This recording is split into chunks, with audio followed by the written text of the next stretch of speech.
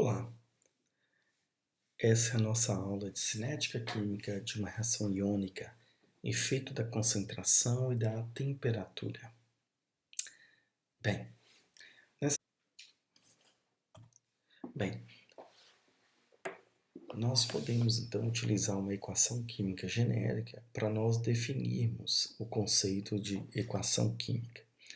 Uma equação genérica do tipo componente A reagindo com componente B, respeitando a estequiometria através dos coeficientes estequiométricos, formando produtos. Essa reação química ela ocorre com um tempo característico e este tempo vai depender de uma série de fatores. Um dos primeiros conceitos que nós precisamos para caracterizar essa reação química em termos cinéticos é o que nós definimos como velocidade de uma reação química, que é simplesmente a taxa com que os reagentes são consumidos, a taxa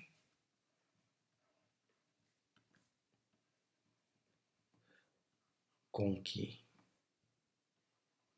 reagentes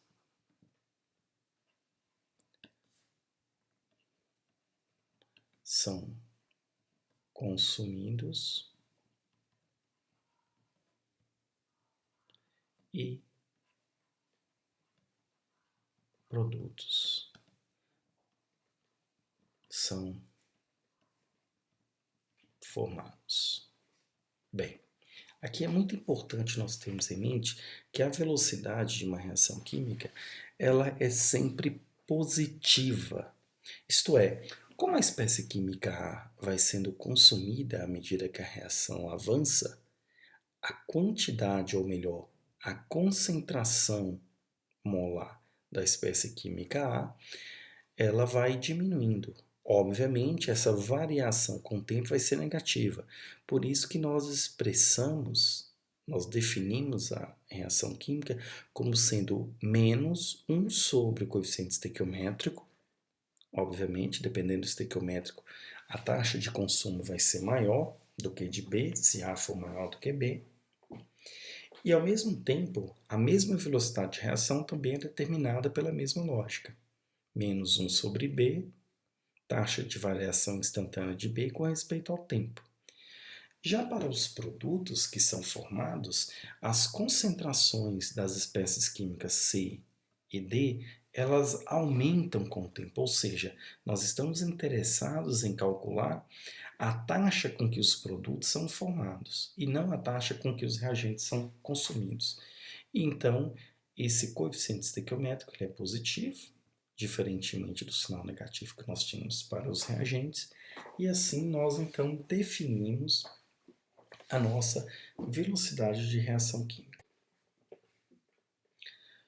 A reação química que nós vamos estudar hoje é a reação do ânion persulfato com ânions iodeto, seguindo essa relação estequiométrica, formando sulfato e íons iodeto. É muito interessante perceber que essa reação química nós vamos detectá-la num tubo de ensaio. Aqui nós vamos ter uma amostra e quando nós alcançarmos o ponto de produzir o iodo, nós vamos observar a formação de uma coloração violácea no interior do tubo. Para tal, nós vamos ter uma substância que, ao ter iodo, tá, ela forma essa coloração que é o amido. Bem, nós vamos entrar em mais detalhes depois. Mas uma das características importantes para descrever a cinética de uma reação química é chamada lei de velocidade de uma reação química. E nós expressamos essa lei através da velocidade, tá? Velocidade é igual, ou melhor, velocidade de uma reação química, nós podemos escrever como sendo proporcional à quantidade, em termos de concentração, tá, do nosso persulfato, S2O8, tem um pequeno erro aqui que eu vou consertar, elevado a um coeficiente que multiplica também a concentração dos ânions e iodeto elevado a um coeficiente. Às vezes, ocorre desse coeficiente estequiométrico ser o mesmo expoente que nós temos na lei de velocidade, só que não necessariamente.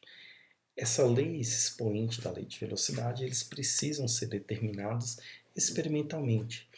E a constante que acompanha o produto das concentrações dos reagentes é chamada de constante de velocidade. Bem, o que nós vamos fazer hoje nada mais é do que verificar experimentalmente quais são esses expoentes, tá? E determinar essa constante de velocidade. Para o nosso caso específico da reação química de hoje, na determinação da constante de velocidade, naturalmente, essa constante de velocidade que vai afetar e essa velocidade, elas vão depender da concentração de duas espécies químicas. E fazer essa determinação, nós precisamos avaliar como que a velocidade depende da concentração do ânion persulfato e do ânion iodeto. E para simplificar essa reação, nós vamos então fazer a seguinte coisa, né? Não é bem um truque, mas uma maneira de contornar essa dificuldade. Então nós vamos fixar a concentração de iodo, tá? Nós vamos deixar essa concentração de iodeto constante e muito maior. Então nós vamos fazer isso aqui. Iodeto muito maior do que do ânion persulfato. E isso vai nos facilitar porque, à medida que a reação química se processa, a concentração do persulfato vai variando, porém, como essa quantidade é muito maior, ela fica constante. Isso nos permite, então, fazer com que a nossa reação química se aproxime de uma reação de primeira ordem. E nós, então, chamamos esse tipo de reação de pseudo primeira ordem. Pseudo porque ela não é bem de primeira ordem, ela é falsamente de primeira ordem. E nós fazemos isso porque nós vamos determinar a lei de velocidade dessa reação com respeito ao tiosulfato, ao persulfato, e vamos determinar também a sua constante. Lembrando que essa constante K1 ela vai depender da constante de segunda ordem, tá embutida na constante de segunda ordem, e a concentração de I2. Nós poderíamos, claro, determinar essa constante K2, fixando posteriormente a concentração do íon persulfato e fazer o mesmo procedimento. Assim, nós então determinamos qual seria essa constante de pseudo primeira ordem. Bem, nós então, nessa reação química, vamos simplesmente determinar o tempo característico com que o nosso ânion persulfato vai ser consumido. E ele vai formar iodo molecular. Nós, então, como queremos justamente determinar o iodo, temos no tubo de ensaio uma solução, e nessa solução nós vamos colocar amido, como vai ser mostrado posteriormente. E esse amido, com o primeiro contato de iodo que nós tivermos, ele vai formar um complexo azul ou violáceo. Nós então queremos fazer uma maneira de restaurar essa concentração ou restaurar esse 2. Então nós vamos ter uma paralela acontecendo, tá? Aqui nós não temos o persulfato, na verdade é o nosso tio sulfato reagindo com iodo, formando o nosso íon tetrationato, né? C4O6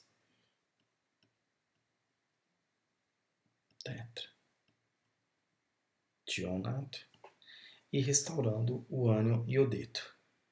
Deste modo, a reação do sulfato vai acontecendo, vai consumindo com uma certa velocidade, mas nós só vamos formar o I2 quando todo o tionato for consumido.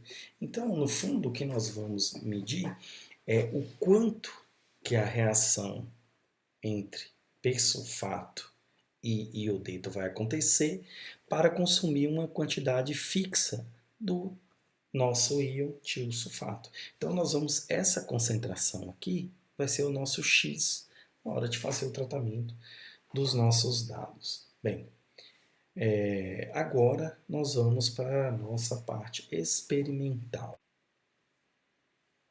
Tá?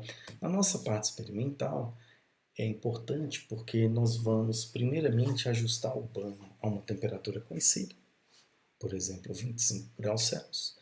Nós vamos montar um esquema como mostrado no nosso roteiro, uma tabela 1, nós vamos ter 2 beckers, vamos ter os nossos tubos em equilíbrio térmico, um tubo aqui, outro tubo, vamos ter um tubo 2. Nós vamos conter uma mistura, nessa mistura nós vamos ter tiosulfato, nós vamos conter amido e vamos ter iodeto. Na outra mistura nós vamos ter uma quantidade, o tubo 1, nós vamos ter uma quantidade do nosso persulfato, vamos ter uma quantidade do nosso tiosulfato e vamos eventualmente ter uma quantidade de água. As quantidades que nós vamos colocar, elas são resumidamente apresentadas aqui na nossa tabela. Então, no nosso tubo 1, nós vamos ter a quantidade de tiosulfato, uma quantidade de água e uma quantidade de iodeto. Bem, essa aqui é o nosso tubo 1. Okay? No nosso tubo 2, nós vamos conter o íon persulfato, que é quem vai reagir com o iodeto, tá? E nós temos amido. O amido, mais uma vez, é para reagir com o I2 e formar o nosso complexo azul. É o nosso indicador. Fica uma cor azul. Bem, então na hora que nós pegarmos esse tubo A, nessa condição A, pegarmos o tubo 1, misturarmos com o tubo 2 em equilíbrio térmico, essa reação química vai se processar com uma certa velocidade, pode ser mais rápida ou mais lenta, ok? E vai consumir uma certa quantidade, tá, do nosso íon tiosulfato. Quando ele for totalmente consumido, então nós anotamos o quanto do nosso persulfato que foi consumido nessa reação química. Notem que o volume total é sempre 10 do tubo 1, com mais 10 de iodeto, 20, e com mais 10 do tubo 2. Então, o volume total nosso sempre vai ser um tubo, tá? Contendo aproximadamente 30 mililitros.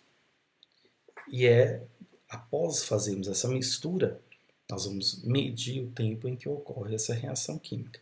Nós temos 1, 2, 3, 4 condições.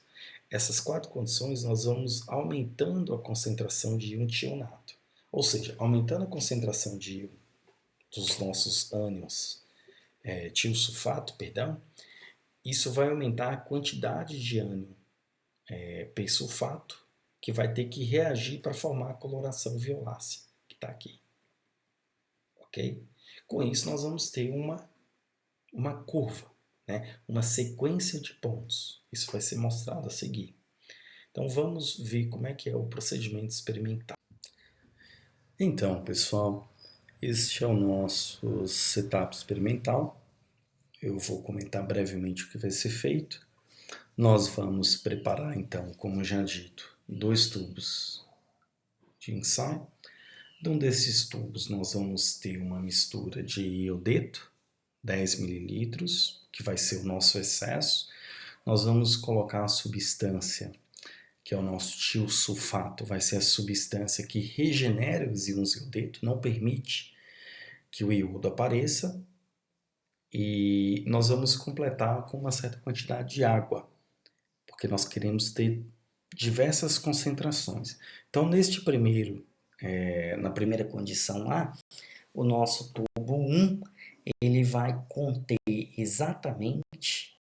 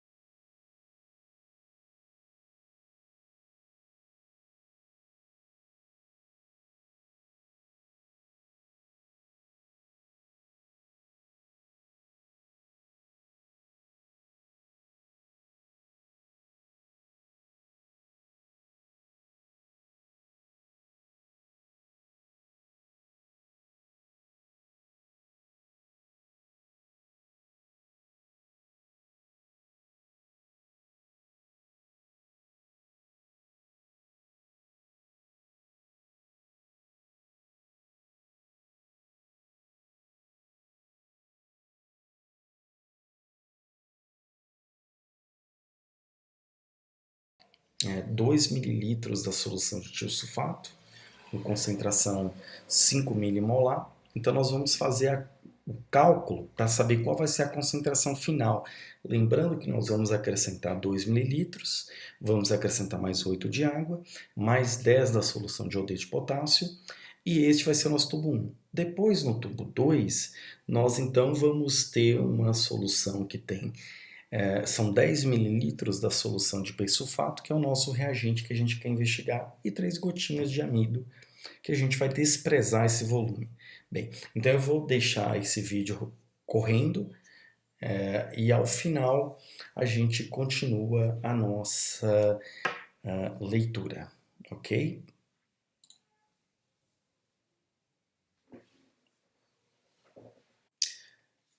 Ao final do experimento, então, nós temos o tempo gasto, o tempo necessário para a, a completa reação do persulfato, uma certa quantidade de persulfato, com iodeto, ok? Num tempo determinado.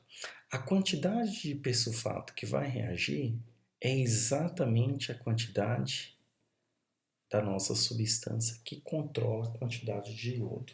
Portanto, a quantidade X que vai reagir é a nossa quantidade de tiosulfato presente no meio reacional. Portanto, nós aqui agora, para fazermos esse tratamento, a primeira coisa que nós precisamos é saber calcular qual a concentração de tiosulfato no meio reacional. Nós tínhamos uma quantidade inicial, uma concentração inicial de 5 milimol por litro. Nós acrescentamos 2 mililitros ao tubo 1, acrescentamos mais 8 mililitros de água, mais 10 mililitros de iodeto e por fim nós misturamos tudo isto com o tubo 2, que tinha 10 mililitros de sulfato. Portanto, nós fizemos uma diluição de 2 mililitros para um total de 15. Isso nos leva a uma concentração inicial do tiosulfato que é aproximadamente igual, uma caneta com uma coloração mais escura, 0,17. Essa unidade aqui, só lembrando, milimol por litro. A quantidade X que vai reagir é exatamente 0,17 milimol por litro. A quantidade inicial de iodeto ela é extremamente alta, ok? Nós vamos ter aqui 0,167 mol por litro, fazendo as contas de diluição. E a quantidade inicial do íon persulfato que nós tínhamos no meio reacional, ela era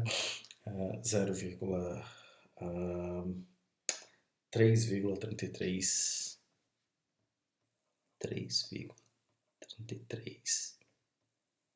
milimol por litro. Ou seja, a quantidade menor é o dobro da quantidade que vai reagir. Então, nós vamos ter reagindo aqui uma quantidade de 0,17. Bem, nós então vamos fazer essas contas, ok? Vocês vão terminar de fazer essas contas, fazer as mesmas contas para as demais condições. A condição B, por exemplo, nós temos 4 mililitros de iniciais de tiosulfato, obviamente vai dobrar essa concentração que vai reagir, a concentração que vai reagir vai ser maior, e isso, obviamente, nós vamos ter uma quantidade maior que vai reagir e vai necessitar de um tempo maior. Ao final, nós vamos plotar isso através de um gráfico. Tá? Plotar o gráfico é melhor com a caneta branca. Um eixo Y, um eixo X. No nosso eixo X, nós vamos ter o tempo em segundos. No eixo Y, nós podemos ter de duas formas, tá? Nós podemos empregar a equação como sendo nós podemos empregar a nossa equação Ln da concentração inicial dividido pelo Ln da concentração em diferentes tempos, que é isso que nós vamos fazer. Então, nós vamos ter concentração de A. Lembrando que a concentração de A vezes K vezes o tempo. Então, se nós plotarmos essa razão, e essa razão vai ficando cada vez maior que 1, porque a concentração de A vai diminuindo com o tempo, tá? Então, esse número vai ficando cada vez maior que 1. Nós temos este comportamento, ok? E a inclinação dessa curva aqui é justamente o nosso K. O ponto inicial quando K é igual a zero, é justamente o ponto em que a nossa concentração inicial é a concentração inicial. Então, Ln vai ser igual a 1. Então, aqui nós temos Ln da concentração a zero dividido pela concentração de A. Isso aqui que nós vamos ter. E esse gráfico nós vamos fazê-lo para cada uma das condições. Então, a condição A, que uma quantidade reagiu, então nós vamos anotar aqui a condição A, levou um tempo. A condição B, então aqui é a condição A condição B levou um outro tempo, a condição C leva um outro tempo, e assim por diante nós vamos ter uma linha, e ao fazer o ajuste linear nós obtemos os diferentes valores de K. Dessa maneira nós preenchemos essa tabela, montamos um gráfico e obtemos o valor de K. A próxima parte dos nossos experimentos concerne não a determinação do valor de K, mas a determinação do valor de K em função da temperatura. Uma vez que nós já determinamos o valor da constante na temperatura ambiente, nós então vamos prosseguir para a montagem do sistema em diferentes temperaturas. Nós vamos escolher a concentração da solução estoque de tiosulfato 5 milimol por litro. Nós vamos acrescentar uma quantidade de 5 mililitros em cada uma das diferentes condições. Nós só vamos variar a temperatura. Nós vamos acrescentar 5 mililitros de água, totalizando 10 mililitros, mais 10 mililitros da solução de iodo, então nós temos 20, e nós vamos misturar com o tubo 2, mais 10 mililitros. Então o nosso volume total, mais uma vez, vai ser 30 mililitros. Nós vamos permitir que esse sistema reaja na temperatura de 10 graus Celsius. E nós vamos determinar um valor de K para essa reação. Nós já sabemos a ordem da reação, nós vamos determinar o tempo para essa reação acontecer, e aí nós vamos determinar este valor de K. Com um determinado tempo, uma quantidade de material que vai reagir, a quantidade de íon persulfato, mais uma vez, ele está o dobro da quantidade que vai reagir, então vai ocorrer uma redução pela metade. Nós sabemos que o tempo de meia-vida, como é que determina? Temos isso no roteiro, então nós vamos determinar o valor da constante K em diferentes temperaturas. Este é o nosso protocolo. Bem, após as medidas em cada uma dessas condições experimentais, ok?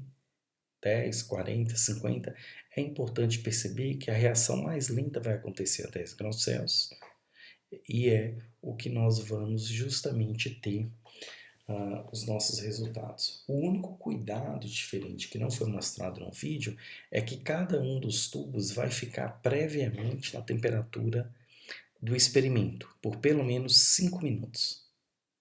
Após este tempo, é como se nós tivéssemos garantia de que tanto o tubo 1 quanto o tubo 2 vão estar em equilíbrio térmico na temperatura do experimento em que nós vamos realizar. Bem, após a realização do experimento, da maneira como foi descrito no vídeo, nós então chegamos aos resultados. Como já prevíamos, na temperatura de 10 graus Celsius, nós vamos gastar um tempo um pouco superior a 10 minutos, 642 segundos. Então nós vamos determinar o valor de K1 pelo valor da concentração de iodo, que vai ficar aproximadamente constante, e já sabendo o valor de K1, nós determinamos o valor de K2. Isso também nós já descrevemos no material, no roteiro experimental e na complementação teórica. Tirando o valor de Ln de K2, nós então vamos obter uma curva experimental, tá, do Ln de K em função da temperatura. Aqui é importante nós percebermos que nós vamos ter exatamente um gráfico. Bem, vamos fazer isso na cor branca. Tá?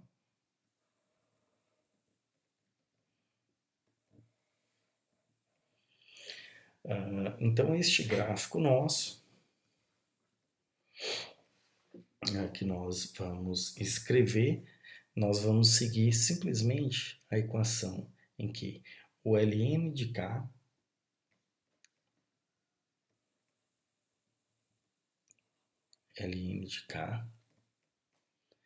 é igual menos a energia de ativação sobre R, que multiplica 1 sobre T, mais uma constante. Aqui é interessante percebermos, essa é a nossa equação de Van 't Hoff, perdão, a nossa equação de Arrhenius,